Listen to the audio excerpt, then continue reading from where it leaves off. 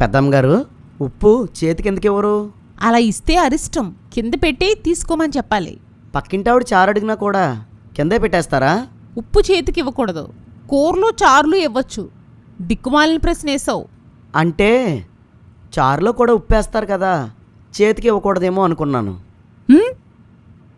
పెద్దమ్మ గారు, బయటికి వెళ్ళినప్పుడు నూనె ఎదురు రాకూడదంటారు, నిజమేనా? అవును, అరిష్టం.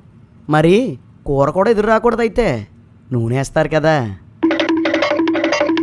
రాజుతున్న నిప్పుల కుంపటి కూడా ఎదురు రాకూడదంట కదా. అవును, అరిష్టం. అంటే బైక్స్ కార్స్ కూడా ఎదురు రాకూడదు. ఇంజన్లో పెట్రోల్ మండుతూ ఉంటుంది కదా. మిట్ట మధ్యాహ్నం ఈ దరిద్రుడు గోలేంటో, ఏం ఎదురొచ్చిందో ఏంటో. అరిష్టం అరిష్టం అంటున్నారు కదా. ఎవరు చెప్పారు? ఎప్పుడు చెప్పారు? ఏ పుస్తకంలో చెప్పారు?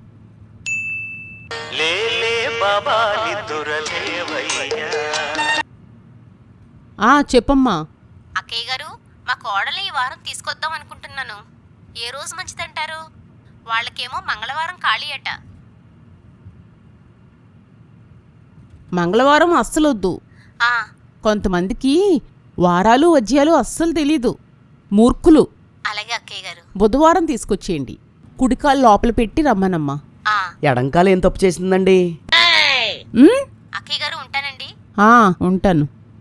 ఎవరైనా ఎడంకాలు లేకుండా పుడితే అవిటివారు అంటారా, అదృష్టవంతులు అంటారా?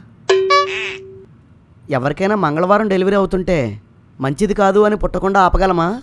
ఎవరైనా మంగళవారం చనిపోతుంటే మంచిది కాదు అని చావకుండా ఆపగలమా? మంగళవారం రోజున తిండి మానం, చదువు మానం, ఉద్యోగం మానం, అన్నీ మామూలే. అందుకే మాలాంటి మూర్ఖులకి ప్రతిరోజు సమానమే.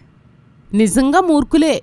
అందుకే మీ శుభకార్యాల్లో కోళ్లను చంపి తింటారు. ప్రాణాలు తీస్తే గాని ముద్ద దిగదు మీకు. పెద్దమ్మ గారు, ఆకుకూరలకు కూడా ప్రాణం ఉంటుంది. తోటకూరలో గోంగూరలో తినడం కూడా ప్రాణాలు తీయడమే.